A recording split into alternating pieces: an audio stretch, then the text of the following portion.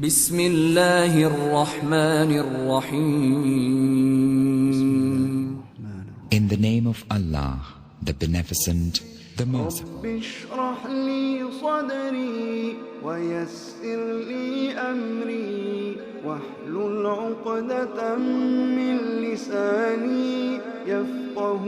قولي. رب اشرح لي صدري ويسر لي أمري واحلل عقدة من لساني يفقه قولي. رب السلام عليكم ورحمة الله وبركاته. إن الحمد لله نحمده ونستعينه ونستغفره ونعوذ بالله من شرور أنفسنا ومن سيئات أعمالنا. من يهده الله فلا مضل له ومن يضلل فلا هادي له. وأشهد أن لا إله إلا الله وحده لا شريك له وأشهد أن محمدا عبده ورسوله. أما بعد، فإن خير الحديث كتاب الله وخير الهدي هدي محمد صلى الله عليه وسلم وشر الأمور محدثاتها وكل محدثة بدعة وكل بدعة ضلالة وكل ضلالة في النار. فأعوذ بالله السميع العليم من الشيطان الرجيم. تتجافى جنوبهم عن المضاجع يدعون ربهم خوفا وطمعا ومما رزقناهم ينفقون. فلا تعلم نفس ما أخفي لهم من قرة أعين جزاء بما كانوا يعملون.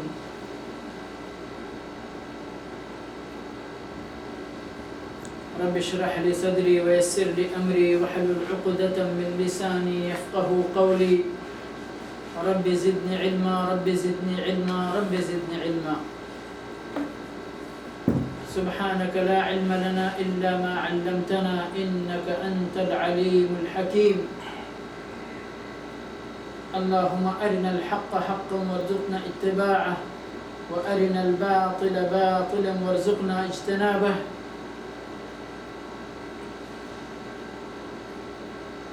تمام تعریف اللہ رب العالمین کے لیے لائق و زیبا ہے. بعدہ صلاۃ و سلام نازل ہو آقا نامدار احمد مجتبیٰ محمد مصطفیٰ صلی اللہ علیہ وسلم پر بے شبہ بے شمار. میرے بھائیو اور دوستو، آج انشاءاللہ اس درس میں قیام اللیل کے تعلق سے گفتگو کی جائے گی اللہ کی توفیق سے. میرے بھائیو اور دوستو، قیام اللیل کہ اللہ کے نزدیک بڑی اہمیت ہے،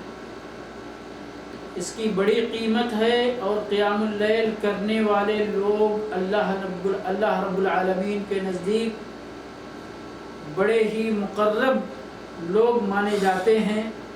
ان کے لیے اللہ رب العالمین کے یہاں بڑا مقام ہے، بڑا اجر و ثواب ہے. اسی لیے قرآن کریم کے اندر قیام اللیل کا ذکر مختلف اسلوب اور مختلف پیرائے میں ذکر کیا گیا ہے. کہیں اللہ رب العالمین نے ان لوگوں کی تعریف کی ہے جو لوگ سحر میں اٹھ کر اللہ رب العالمین کے بارگاہ میں استغفار کرتے ہیں اور رات کو اپنی نیند خراب کر کے، جبکہ پوری دنیا سارے لوگ نیند کی آغوش میں رہتے، آرام کر رہے ہوتے، یہ لوگ اپنے آرام کو ترک کرتے اور اپنے رب کے سامنے آ کر کھڑے ہو جاتے، قیام کرتے، رکوع کرتے، سجود کرتے، اپنے رب کے سامنے روتے، گڑ گڑاتے، گریہ ازاری کرتے، استغفار کرتے، اپنے لیے اور اپنے مسلمان بھائیوں کے لیے دعا کرتے، اپنے آل و اولاد کے لیے دعائیں کرتے، دین اور دنیا کی خیر مانگتے. تو ان لوگوں کی اللہ رب العالمین کے نزدیک بڑی اہمیت، اور یہ لوگ اللہ کے بڑے مقرب بندے شمار کیے جاتے ہیں. میرے بھائی اور دوستو، قیام اللیل، قبل اس کے کہ میں اس کے اندر تفصیلی کچھ گفتگو کروں، آپ کو بتا دینا چاہتا ہوں کہ قیام اللیل کس کو کہتے ہیں، اور اس کے مختلف نام جو ہماری امت کے درمیان رائج ہیں، کس کس نام سے اس نماز کو جانا جاتا ہے؟ قیام اللیل یا صلاۃ اللیل، قیام اللیل یا صلاۃ اللیل، رات کا قیام یا رات کی نماز، یہ اس کا بنیادی نام ہے جس کو ہم تہجد کے نام سے بھی جانتے ہیں، اور رمضان میں اس کو تراویح کے نام سے یاد کرتے ہیں۔ قیام اللیل یا صلاۃ اللیل رات کی وہ نفل عبادت ہے جسے بندہ اپنے رب کو خوش کرنے کے لیے نفل ادا کرتا ہے، کیونکہ فرائض 5 وقتہ نمازیں جو اللہ رب العالمین نے اپنے بندوں کے اوپر فرض قرار دیا ہے، ان کا ادا کرنا فرض ہے، وہ اسلام کا ایک رکن ہے، اور اس کے اندر کسی طرح کی کوتاہی کرنا رب العالمین کے یہاں قابل معافی نہیں ہے۔ آپ لوگ درس سن چکے ہیں کہ من ترک الصلاۃ متعمدا فقد کفر، جس نے فرائض میں کوتاہی کی، ویل للمصلین الذین هم عن صلاتهم ساہون، تو یہ مختلف طرح کی وعیدیں فرائض کے اندر کوتاہی یا فرائض کو ترک کرنے والوں کے لیے کتاب و سنت کے اندر آئی ہیں۔ تو وہ تو مسئلہ ہم سب جانتے ہیں۔ یہ جو نماز ہے یہ عشاء کی فرض نماز اور اس کی 2 رکعت سنت مؤکدہ ادا کرنے کے بعد سے لے کر طلوع صبح صادق کے طلوع ہونے یعنی فجر کی نماز کا وقت ہونے تک، اس درمیان میں بندہ جو اللہ کو خوش کرنے کے لیے، اللہ کو راضی کرنے کے لیے، اللہ کا قرب حاصل کرنے کے لیے اپنی نیند کو ترک کر کے اللہ کے بارگاہ میں کھڑا ہو جاتا ہے اور نمازیں پڑھتا ہے، اسی کو قیام اللیل کہتے ہیں یا صلاۃ اللیل کہتے ہیں۔ اب اس کی 2 اصطلاح جو ہمارے درمیان رائج ہے، ایک تو تراویح اور دوسرے تہجد۔ تہجد جب بندہ رات میں عشاء کی نماز پڑھ کے، عشاء کی سنت ادا کر کے سو جاتا ہے، اور پھر آدھی رات کے بعد یا سحپہر کو اٹھ کر، نیند لینے کے بعد اٹھ کر اللہ کی بارگاہ میں کھڑا ہوتا ہے، جیسا کہ ہمارے رسول صلی اللہ علیہ وسلم کا طریقہ تھا قیام اللیل کا، تو اس نماز کو تہجد بولتے ہیں۔ اور تراویح رمضان کے مہینے کے اندر جو سارے مسلمان اپنی مسجدوں کے اندر عشاء کی نماز اور اس کی سنتوں سے فارغ ہونے کے بعد باجماعت اس قیام اللیل کی عبادت یا صلاۃ اللیل کو ادا کرتے ہیں، تو ان کے ادا کرنے کا طریقہ یہ تھا کہ وہ سلام تو ہر 2 رکعت پر پھیرتے تھے، لیکن جب 4 رکعت نماز ہو جاتی تھی تو بیچ میں تھوڑا سا آرام کرتے تھے، تھوڑا سا ترویحہ۔ تراویح یہ ترویحہ کی جمع ہے، جس کے معنی ہوتے ہیں تھوڑا سا آرام کر لینا یا تھوڑا سا ٹھہر جانا، وقفہ کرنا، تاکہ جو تھکاوٹ ہوئی ہے 4 رکعت نماز ادا کرنے میں وہ تھوڑی سی راحت مل جائے، تھوڑا سا آرام مل جائے، اور پھر دوبارہ 4 رکعت نماز 2 پر سلام پھیرتے ہوئے پورا کرتے۔ تو یہ ہے معنی تراویح کا۔ تو اس کا ایک نام تراویح جو کہ رمضان میں باجماعت ادا کرتے ہوئے ہر 4 رکعت کے بعد جب آرام کرتے ہیں تو اس کو تراویح کا نام دیا جاتا ہے، اور یہ اسی طرح یعنی کتابوں کے اندر بھی صلاۃ التراویح کے نام سے مشہور ہے۔ اور تہجد کہ جب ایک مسلمان بندہ عشاء کی نماز پڑھ کر 2 رکعت سنت ادا کر کے وہ سو جاتا ہے، اور پھر رات کے کسی حصے میں اٹھ کر وہ نماز پڑھتا ہے، تو اس کی اس نماز کو تہجد کہا جاتا ہے۔ ورنہ صلاۃ اللیل، قیام اللیل، تراویح کی نماز، تہجد کی نماز، یہ سبھی نمازیں ایک ہیں، ان میں کوئی فرق نہیں ہے۔ یہ الگ الگ کوئی نمازیں نہیں ہیں جیسا کہ بہت سارے لوگوں کو غلط فہمی ہو سکتی ہے۔ تو سارے لوگوں کو یہ سمجھ لینا چاہیے کہ یہ وہی قیام اللیل یا صلاۃ اللیل ہے جو مختلف ناموں سے جانا جاتا ہے، ایک ہی نماز کے یہ ایک سے زیادہ نام ہیں، ان کی صفت اور تھوڑی سے یعنی کیفیت کی تبدیلی کے ساتھ، کیفیت یا کہیں صفت کی تبدیلی کے ساتھ۔ میرے بھائی اور دوستو، اس کی کتنی اہمیت ہے، میں نے جو آیت کریمہ پڑھی آپ کے سامنے، تتجافى جنوبهم عن المضاجع، کہ ان کے پہلو بستروں سے الگ ہو جاتے ہیں، اور کیا کرتے پھر وہ اللہ کی بارگاہ میں کھڑے ہو کر یدعون ربهم خوفا وطمعا، وہ اپنے رب کو خوف کی حالت میں اور لالچ اور امید کے ساتھ پکارتے ہیں، وَمِمَّا رَزَقْنَاهُمْ يُنْفِقُونَ، اور جو کچھ بھی ہم نے انہیں روزی عطا کی ہے اس میں سے خرچ کرتے ہیں۔ تو پھر اس کا نتیجہ کیا ہوتا، اس کا پھل ان کو کیا ملتا، اس کا اجر و ثواب کس شکل میں ملتا، وہ سنیے، فَلَا تَعْلَمُ نَفْسٌ مَّا أُخْفِيَ لَهُم مِّن قُرَّةِ أَعْيُنٍ جَزَاءً بِمَا كَانُوا يَعْمَلُونَ۔ تو ایسے کسی نفس کو معلوم نہیں کہ ان کے لیے ان کے آنکھوں کی ٹھنڈک کے لیے کیسی کیسی نعمتیں چھپا کر رکھی گئی ہیں۔ فلا تعلم نفس، کسی نفس کو نہیں معلوم، ما اخفی لهم من قرۃ اعین، کہ ان کی آنکھوں کی ٹھنڈک کے لیے کیسی نعمتیں چھپا کر رکھی گئی ہیں، جزاء بما كانوا يعملون، ان کے اعمال کے بدلے کے طور پر، ان کے اعمال کے بدلے کے طور پر۔ تو میرے بھائی اور دوستو، صرف یہ آیت کریمہ اس نماز کی فضیلت، قیام اللیل، رات میں قیام کرنے، اپنے رب کی بارگاہ کے اندر گریہ وزاری کرنے کا کتنا بڑا اجر و ثواب ہے، تہجد پڑھنے کا، قیام اللیل کرنے کا کتنا اجر ہے، اس کے لیے صرف ایک یہی آیت کافی ہے، جبکہ اس کے علاوہ بے شمار آیتوں کے اندر اللہ رب العالمین نے قیام اللیل کی فضیلت اور قیام اللیل کے اجر و ثواب کو بیان فرمایا ہے۔ ایک حدیث کے اندر اللہ کے نبی صلی اللہ علیہ وسلم نے ارشاد فرمایا اجر کے طور پر، اور اس سے پہلے آپ صلی اللہ علیہ وسلم نے قیام اللیل کی ترغیب دیتے ہوئے اپنی امت کو ارشاد فرمایا، علیکم بقیام اللیل، اے میری امت کے لوگوں، قیام اللیل پڑھا کرو، قیام اللیل کو لازم پکڑو، فإنہ دأب الصالحین من قبلکم او قبلکم،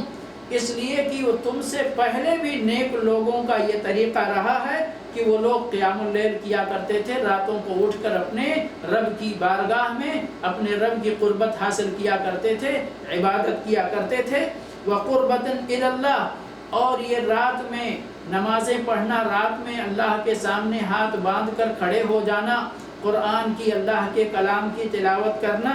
یہ اللہ کی قربت کا ذریعہ ہے اور گناہوں کے لیے کفارہ ہے اور گناہوں سے بچنے کا ذریعہ ہے، اور اسی طرح سے جسم کی بیماریاں بھی اس سے ختم ہوتی ہیں۔ ایک روایت میں اللہ کے نبی صلی اللہ علیہ وسلم نے ارشاد فرمایا کہ جنت میں ایک ایسا گھر ہوگا کہ جس باہر اور اندر کی ساری چیزیں دکھائی دیں گی، یعنی جس طرح شیشے کا گھر ہوتا ہے کہ باہر سے اندر کی چیزیں اور اندر سے باہر کی چیزیں دکھائی دیتی ہیں، ایسا ایک محل ہوگا، ایسا ایک گھر ہوگا جنت کے اندر۔ پوچھا گیا یہ گھر کس کے لیے ہوگا، تو اللہ کے نبی صلی اللہ علیہ وسلم نے ارشاد فرمایا کہ یہ گھر اس کے لیے ہوگا جو اچھی گفتگو کر، من اطاب الکلام، جس کی گفتگو اچھی ہو، پیاری ہو، جس کی گفتگو میں گالی گلوج، غیبت، چغلی یہ ساری چیزیں نہ پائی جائیں، اچھی گفتگو کرے، پیاری گفتگو کرے، حق پر مبنی گفتگو کرے، لوگوں کے ساتھ بہترین انداز میں گفتگو کرے، اور وَأَطْعَمَ الطَّعَامَ، اور لوگوں کو کھانا کھلائے، غریبوں کو، فقیروں کو، مسکینوں کو کھانا کھلائے، اور کیا کرے، اور راتوں کو اس وقت نماز پڑھے جبکہ سارے لوگ نیند میں ہوتے ہیں، جبکہ سارے لوگ آرام کرتے ہیں، یہ بندہ اٹھ کر اللہ کی بارگاہ میں اللہ کی عبادت میں مشغول ہو جاتا ہے۔ ایسے بندوں کے لیے اللہ رب العالمین نے جنت کے اندر ایسے گھر بنا کر رکھے ہیں کہ جس کے اندر سے باہر کے مناظر اور باہر سے اندر کی چیزیں نظر آتی ہیں، بڑا خوبصورت گھر۔ تو یہ میرے بھائی اور دوستو قیام اللیل کے تعلق سے بہت ساری احادیث کے اندر اس کی فضیلت، اس کا مقام، اس کا اجر و ثواب بیان کیا گیا، اور اسی طرح سے بہت ساری آیتوں کے اندر بھی اس نماز کی فضیلت کو بیان کیا گیا ہے۔ اللہ کے نبی صلی اللہ علیہ وسلم کے سلسلے میں خصوصیت کے ساتھ اس نماز کو اللہ رب العالمین نے واجب کر رکھا تھا۔ امت کے حق میں یہ نماز نفل ہے، لیکن نبی صلی اللہ علیہ وسلم کو اللہ کی طرف سے یہ حکم تھا کہ آپ رات کو نماز پڑھیں، تہجد پڑھیں، قیام اللیل کریں۔ اللہ رب العالمین ایک آیت کے اندر ارشاد فرماتے ہیں وَمِنَ اللَّيْلِ، سورہ اسراء کی آیت ہے وَمِنَ اللَّيْلِ فَتَهَجَّدْ بِهِ نَافِلَةً لَكَ، رات میں آپ تہجد پڑھیں جو آپ کے لیے نفل ہے، زیادتی ہے، لیکن آپ کو پڑھنا ہے یہ عَسَىٰ أَن يَبْعَثَكَ رَبُّكَ مَقَامًا مَحْمُودًا، امید ہے کہ آپ کا رب آپ کو مقام محمود تک پہنچائے گا۔ تو میرے بھائی اور دوستو، اللہ کے نبی صلی اللہ علیہ وسلم یہ نماز اپنی پوری زندگی مستقل طور پر باقاعدہ پابندی کے ساتھ پڑھتے رہے، یہاں تک کہ اور اتنی خوبصورت نماز پڑھتے تھے، اتنی لمبی نماز پڑھتے تھے کہ عائشہ رضی اللہ تعالی عنہا فرماتی ہیں انہوں نے پوچھا کہ اے اللہ کے نبی صلی اللہ علیہ وسلم، آپ اتنی لمبی نماز کیوں پڑھتے ہیں؟ فرماتی ہیں خود کہ کان النبی صلی اللہ علیہ وسلم یقوم من اللیل حتی تتفطر قدماہ، نبی اکرم صلی اللہ علیہ وسلم رات میں اتنی لمبی نمازیں پڑھا کرتے تھے کہ آپ کے پیروں میں سوجن آ جاتی تھی، ورم آ جاتا تھا۔ فقلت له، تو میں نے آپ صلی اللہ علیہ وسلم سے پوچھا لما تصنع هذا یا رسول اللہ، اے اللہ کے رسول صلی اللہ علیہ وسلم، آپ اتنی لمبی نماز کیوں پڑھتے ہیں؟ جبکہ حالت یہ ہے، حالانکہ وقد غفر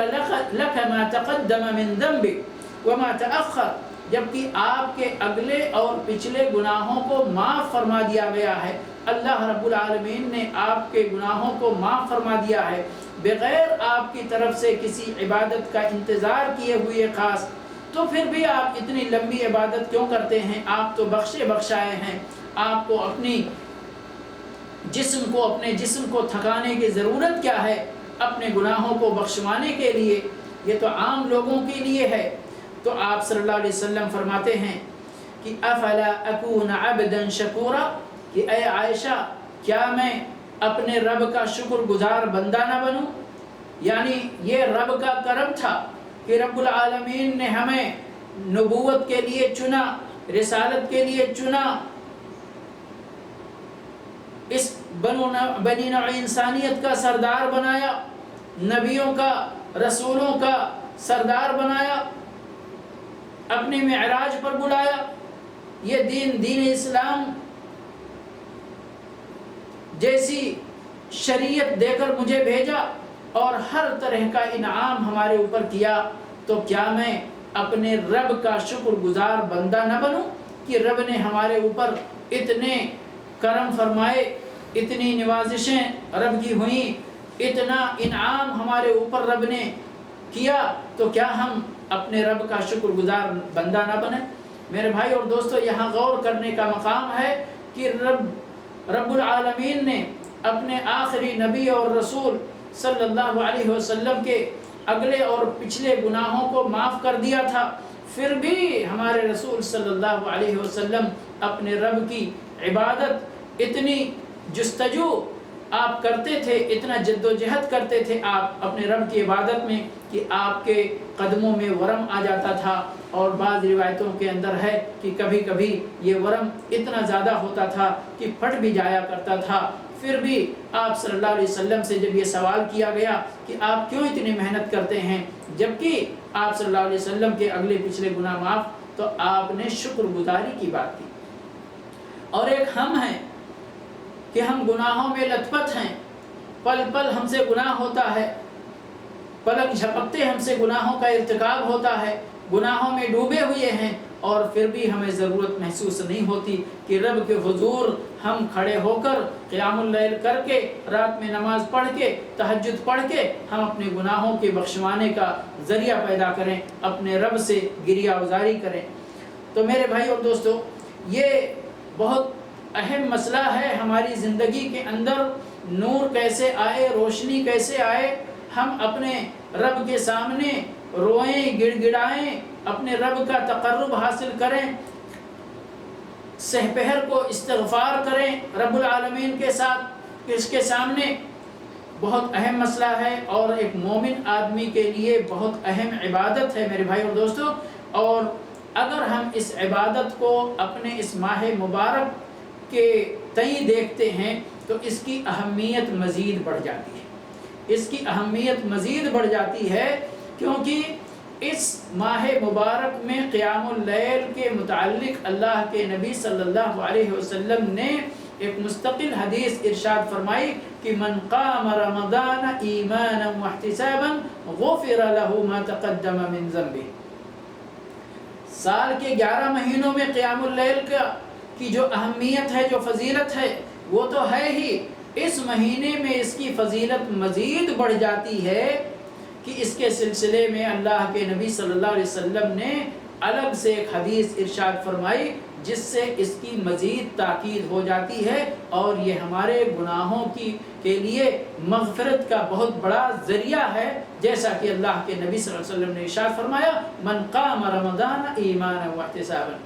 جس نے رمضان کے مہینے میں ایمان کی حالت میں اللہ سے اجر و ثواب کی نیت لے کر، یعنی اخلاص کے ساتھ قیام کیا،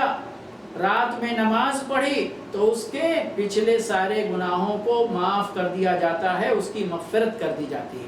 بخش دیا جاتا ہے اس کو۔ تو اس لیے میرے بھائی اور دوستو، رمضان کے اندر اس کی اہمیت مزید بڑھ جاتی ہے۔ اب سوال یہ پیدا ہوتا ہے کہ کتنی نمازیں پڑھی جائیں، یہ بڑا یعنی مختلف فی مسئلہ بن گیا ہے امت کے درمیان کہ رات میں کتنی نمازیں پڑھی جائیں کہ قیام اللیل کا حق ادا ہو، قیام اللیل کس طرح سے کیا جائے، کتنی رکعتوں کے ساتھ کیا جائے، اور امت اس کے اندر بٹی ہوئی نظر آتی ہے۔ لیکن میرے بھائی اور دوستو، ہم سب اللہ کے بندے ہیں اور اپنے آخری نبی اکرم صلی اللہ علیہ وسلم رسول اللہ محمد رسول اللہ صلی اللہ علیہ وسلم کی امتی ہیں۔ ہم سب کے لیے سب سے بہتر طریقہ، سب سے بہتر تعداد عبادت کی، سب سے بہتر کیفیت اور طریقہ عبادت کا ہم کو اپنے نبی صلی اللہ علیہ وسلم سے ہی ملے گا کہ کسی اور کے بارے میں اللہ رب العالمین نے لقد کان لکم فی رسول اللہ اسوۃ حسنہ جیسی آیت کریمہ نہیں نازل فرمائی۔ فرمایا کہ لقد کان لکم فی رسول اللہ اسوۃ حسنہ، یقیناً تمہارے لیے رسول اللہ صلی اللہ علیہ وسلم کی زندگی میں بہترین نمونہ ہے، بہترین نمونہ ہے۔ اس لیے میرے بھائی اور دوستو، اللہ کا بہترین بندہ بننا ہے، بہترین نمازی بننا ہے، بہترین تہجد گزار بننا ہے، بہترین قیام اللیل کرنے والا بننا ہے، تو اپنے نبی صلی اللہ علیہ وسلم کا طریقہ اختیار کر لیں کہ آپ سے بہتر طریقہ عبادت کا، اللہ کے قرب حاصل کرنے کا آپ کو کہیں اور نہیں مل سکتا ہے۔ اس میں اگر شک ہے تو ہمیں اپنے ایمان پر نظر ثانی کرنی پڑے گی، کیونکہ اللہ کے رسول صلی اللہ علیہ وسلم ہی آئے تھے ہم کو اللہ کی باتوں کو سمجھانے کے لیے۔ اللہ رب العالمین کی عبادت کا طریقہ خود عمل کر کے اور بیان کر کے بتانے کے لیے۔ تو رات کی نماز یا 5 وقتہ نماز یا کوئی اور عبادت، اگر ہمیں ان عبادتوں کو اپنے رب کے لیے بہترین طریقے پر ادا کرنا ہے تو وہ ہمیں اپنے نبی صلی اللہ علیہ وسلم کا ہی طریقہ اختیار کر کے ممکن ہو سکتا ہے۔ اور یہی آپ صلی اللہ علیہ وسلم کی نبوت و رسالت پر ایمان لانے کا تقاضا ہے، اور یہی آپ صلی اللہ علیہ وسلم کا حق ہے ہم امتیوں پر۔ چنانچہ اللہ کے نبی صلی اللہ علیہ وسلم کے بارے میں عائشہ رضی اللہ تعالی عنہا سے پوچھا گیا، کیف کانت صلاۃ رسول اللہ صلی اللہ علیہ وسلم فی رمضان، اے ام المؤمنین، اے مومنوں کی ماں، آپ بتلائیے کہ نبی صلی اللہ علیہ وسلم رمضان کے ماہ مبارک میں کس طرح سے نماز پڑھا کرتے تھے، کس طرح سے قیام اللیل کیا کرتے تھے۔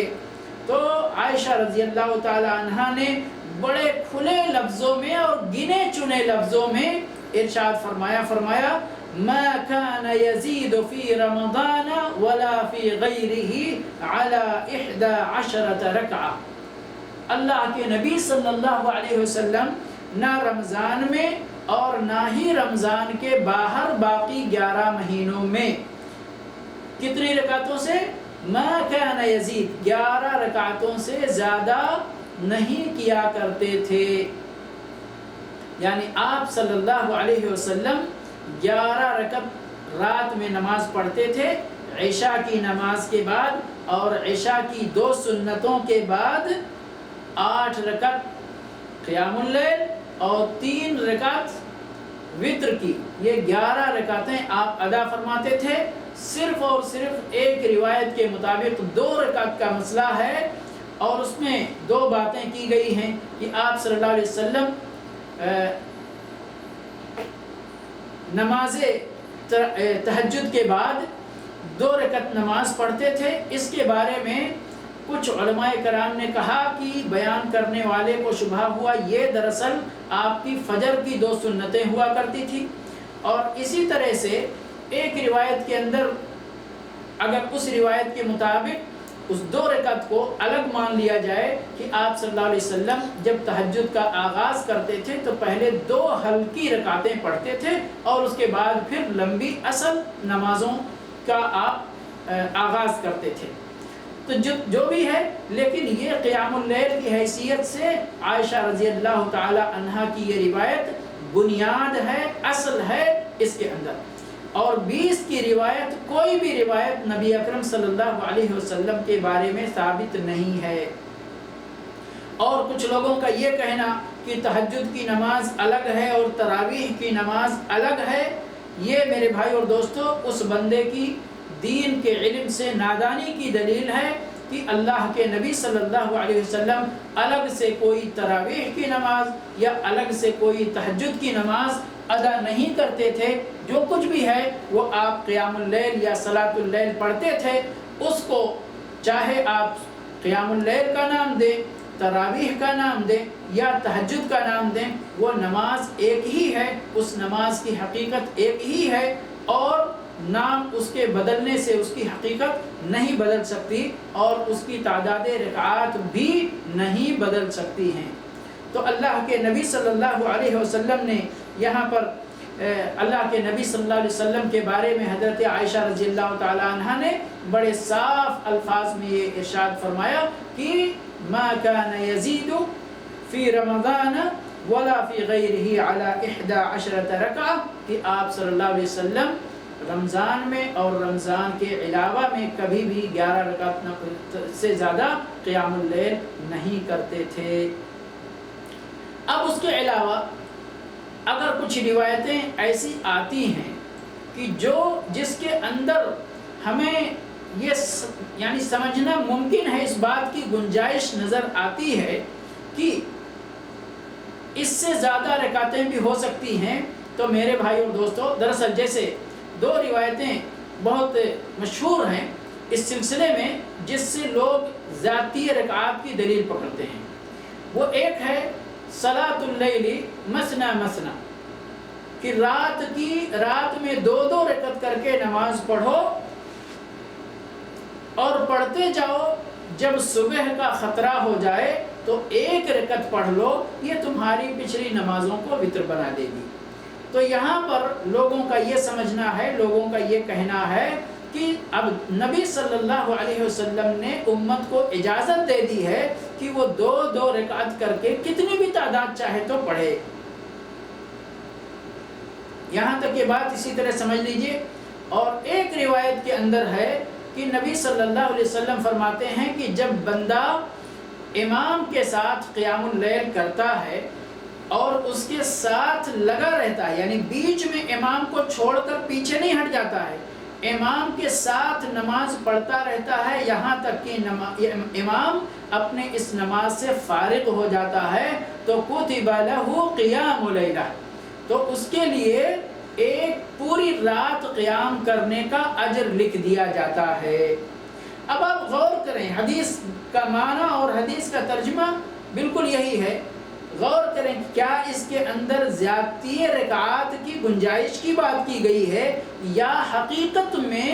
یہ طریقہ بتایا گیا ہے نماز کا اور ترغیب دی گئی ہے کہ اگر بندہ امام کے ساتھ نماز پڑھے تو پوری امام کے ساتھ پوری نماز پڑھے. لیکن اب یہاں دیکھنا کیا ہے، ہم کو پڑھنا کتنی رکعت ہے. یقیناً اگر آپ اچھے تہجد گزار بننا چاہتے ہیں تو آپ کو نبی صلی اللہ علیہ وسلم کی تعداد رکعات کی پابندی کرنی ہے، تاکہ آپ کی یہ نماز اپنے نبی کے سنت کے مطابق ہو، اور یہ رب العالمین کی گواہی کے ساتھ کہ نبی کی عبادت سب سے بہترین نمونہ والی عبادت ہے. اگر آپ کو بہترین نمونہ لینا ہے کسی چیز میں تو اپنے نبی کا نمونہ لینا پڑے گا آپ کو. غیر نبی کے نمونے کے بارے میں اللہ رب العالمین نے کوئی آیت نہیں اتاری، اسوہ حسنہ نہیں کہا. اسوہ حسنہ کہا فرمایا تو اپنے نبی کے بارے میں فرمایا. اب یہ نبی کی جو 8 رکعت نماز تراویح کی اور 3 رکعت وتر کی، اس کو پڑھا کیسے جائے؟ تو اس کو پڑھا جائے اسی طرح کی 2 رکعت پڑھا جائے، پھر سلام پھیرا جائے، پھر 2 رکعت پڑھا جائے، پھر سلام پھیرا جائے، پھر 2 رکعت پڑھا جائے، پھر سلام پھیرا جائے، پھر 2 رکعت پڑھا جائے، پھر سلام پھیرا جائے، اور پھر 3 رکعت وتر. چاہیں تو آپ کنٹینیو پڑھیں، نہیں تو افضل طریقہ اس میں بھی یہی ہے کہ 2 رکعت نماز پڑھی جائے، سلام پھیر دی جائے، اور اس کے بعد میں پھر جو ہے 1 رکعت پڑھ کر سلام پھیرا جائے. تو یہ تو طریقہ بتایا گیا کہ آپ کو 11 رکعت یا 8 رکعت پڑھنا کیسے ہے. اس میں ذاتی رکعات کا ثبوت کہاں سے آپ کو نکلتا ہے. اور اسی طرح سے امام کے ساتھ جو نماز پڑھنے کی بات کی گئی ہے کہ امام کے ساتھ نماز پڑھی جائے، نماز پڑھیں یہاں تک کہ نماز امام کے ساتھ ہی آپ فارغ ہوں، امام فارغ ہو اور آپ اس کے ساتھ فارغ ہوں، یعنی کہ امام کو بیچ میں چھوڑ کر نہ بھاگ جائیں. یہ ترغیب دی گئی ہے. اب امام کے لیے کیا ہے کہ امام کو اگر بہترین تہجد گزار والا امام بننا ہے تو اس کو بھی اپنے نبی صلی اللہ علیہ وسلم کی تعداد رکعات کی پابندی کرنی ہے. امام 8 رکعت پڑھے گا تو آپ کو ضرورت ہی نہیں، آپ بھی امام کی پابندی کریں اور امام اپنے نبی کی پابندی کریں. دونوں بندے اللہ کے نبی صلی اللہ علیہ وسلم کی امت ہیں، وہ اپنے نبی کو نمونہ بنائے، 8 رکعت تراویح پڑھے، اور آپ اپنے نبی صلی اللہ علیہ وسلم کے عملی سنت کو اور آپ کے قولی سنت کو اپناتے ہوئے امام کے ساتھ کھڑے ہوں اور امام کے ساتھ فارغ ہوں. شیخ صفی الرحمن مبارک پوری رحمۃ اللہ علیہ، آپ سب جانتے ہوں گے، رحق المختوم کے مؤلف. ہم لوگ مدینہ میں جب پڑھا کرتے تھے تعلیم کے زمانے میں، وہ بھی شیخ بھی ہمارے جامعہ اسلامیہ کے اندر ریسرچ سینٹر میں تھے. تو ہم سب لوگ حرم میں، آپ کو معلوم ہے وہ ایک الگ میٹر ہے، اس کے لیے باقاعدہ علماء نے گفتگو کر کے تفصیلی گفتگو کی ہے کہ حرم کے اندر 20 رکعت یا 10 رکعت جو بھی ہے وہ کیوں پڑھائی جاتی ہے، اور اس سال تو 10 رکعت کے پڑھانے کا اعلان ہوا ہے.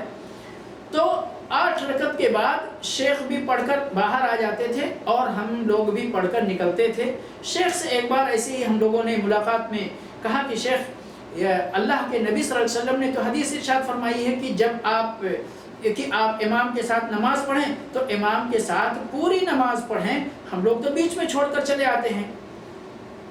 تو شیخ نے اتنا خوبصورت جواب دیا تھا، آج تک مجھے وہ جواب بھولا نہیں ہے. شیخ نے فرمایا کہ جب تک امام نبی کے سنت کے ساتھ ہے تب تک ہم امام کے ساتھ ہیں، اور جب امام نبی کی سنت سے آگے بڑھ گیا تو ہم نے یہاں پر امام کو چھوڑ دیا اور ہم اپنے نبی کی سنت کو لے کر واپس آ گئے. تو کتنی بڑی بات ہے، سونے سے لکھی جانے والی بات ہے یہ شیخ کی یہاں پر، کہ اماموں کو بھی کیا کرنا چاہیے، اپنے نبی صلی اللہ علیہ وسلم کی سنت کو اپنا اسوہ بنانا چاہیے، اپنا نمونہ بنانا چاہیے، اور 8 رکعت ہی اپنے نبی کی سنت اختیار کرتے ہوئے پڑھنا چاہیے. پھر آپ کے پیچھے جتنے لوگ ہیں کوئی بیچ میں چھوڑ کر نہیں بھاگے گا، اور جو بھاگے گا وہ اپنا ذمہ دار ہوگا. لیکن نبی صلی اللہ علیہ وسلم کی جو ترغیب کی بات ہے کہ امام کے ساتھ کھڑے ہو اور امام کے ساتھ نکل کر آپ نماز سے فارغ ہوں. تو یہ دونوں حدیثوں کی وضاحت کرنا بہت ضروری تھا تعداد رکعات کے سلسلے میں، اس لیے میں نے آپ کا اتنا وقت لے لیا. اللہ رب العالمین ہم سب کو اپنے نبی صلی اللہ علیہ وسلم کے بتائے ہوئے طریقے کے مطابق اپنی عبادت کرنے کی توفیق عطا فرمائے. یہ ہم سب مسلمان مل کر دعا کریں اور اسی کی حرص کریں، اسی کی تڑپ کریں، کیونکہ اطیع اللہ و اطیع الرسول یہی ہم سب مسلمانوں کے لیے اپنے دین کا معیار ہونا چاہیے. اور میرے بھائی اور دوستو، اسی لیے اللہ رب العالمین نے وَمَن يُطِعِ اللَّهَ وَالرَّسُولَ، یہاں پر صرف 2 ہی کا ذکر ہے، وَمَن يُطِعِ اللَّهَ وَالرَّسُولَ، جس نے اللہ کی اطاعت کی اور اس کے رسول صلی اللہ علیہ وسلم کی اطاعت کی، فَأُولَٰئِكَ مَعَ الَّذِينَ أَنْعَمَ اللَّهُ عَلَيْهِمْ، تو یہ لوگ اللہ کی اور اس کے رسول صلی اللہ علیہ وسلم کی اطاعت و فرما برداری کرنے والے لوگ کن کے ساتھ ہوں گے؟ ان لوگوں کے ساتھ ہوں گے جن پر اللہ رب العالمین نے انعام کیا ہے. فَأُولَٰئِكَ مَعَ الَّذِينَ أَنْعَمَ اللَّهُ عَلَيْهِمْ مِنَ النَّبِيِّينَ، کون لوگ ہیں؟ نبی، من النبیین والصدیقین والشہداء والصالحین، وہ نبیوں کے ساتھ رہیں گے، صدیقین کے ساتھ رہیں گے، شہداء کے ساتھ رہیں گے، صالحین کے ساتھ رہیں گے. کیا چاہیے؟ وَحَسُنَ أُولَٰئِكَ رَفِيقًا، اللہ رب العالمین نے ان لوگوں کی صحبت کو، ان لوگوں کی رفاقت کو کتنا خوبصورت رفاقت بتایا ہے، کتنا بہترین رفاقت اور بہترین صحبت بتائی. اگر جنت میں ان لوگوں کی ساتھ، ان لوگوں کی معیت، ان لوگوں کی رفاقت اور صحبت اور ان کا پڑوس ہم کو مل جائے تو کتنے خوش نصیب ہوں گے ہم لوگ. کیسے ملے گی؟ جب ہم اللہ کی اطاعت کریں گے اور اس کے رسول صلی اللہ علیہ وسلم کی اطاعت کریں گے. فرما برداری اللہ کی اور اس کے رسول صلی اللہ علیہ وسلم کی. تو میرے بھائی اور دوستو، ہمیں کتنی نمازیں قیام اللیل کرنی چاہیے. اشکال بہت پیدا کرنے والے پیدا کریں گے، ایسا ہے، ویسا ہے، یہ ہے، وہ ہے. لیکن یہاں پر جو کلیئر باتیں ہیں، جو سورج کی طرح صاف اور واضح باتیں ہیں، وہ یہی ہے کہ قیام اللیل کی اہمیت بہت ہے. قیام اللیل میں ہمیں اپنے نبی صلی اللہ علیہ وسلم کی سنت کو اختیار کرتے ہوئے 8 رکعت تراویح پڑھنا اور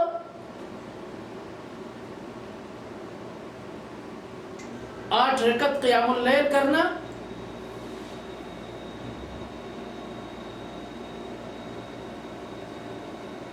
اور 3 رکعت وتر کی نماز ادا کرنا. اسی میں ہمارے لیے بھلائی ہے اور اسی میں ہمارے نبی صلی اللہ علیہ وسلم کی اطاعت، فرما برداری، اتباع، اقتداء کرنا ہے. اور ہمارے لیے اپنے نبی صلی اللہ علیہ وسلم کی فرما برداری، اتباع، اقتداء اور آپ کو ہی اپنا اسوہ حسنہ ماننا کافی ہے. ہمیں کسی اور کی کوئی ضرورت بھی نہیں ہے، الا یہ کہ ہم اپنے دین کو سمجھنے کے لیے اپنے علماء سے فائدہ اٹھائیں، ائمہ سے فائدہ اٹھائیں. لیکن اتباع کس کی، اقتداء کس کی، اطاعت و فرما برداری کس کی؟ بات اگر ٹکرا جائے نبی کی بات کے ساتھ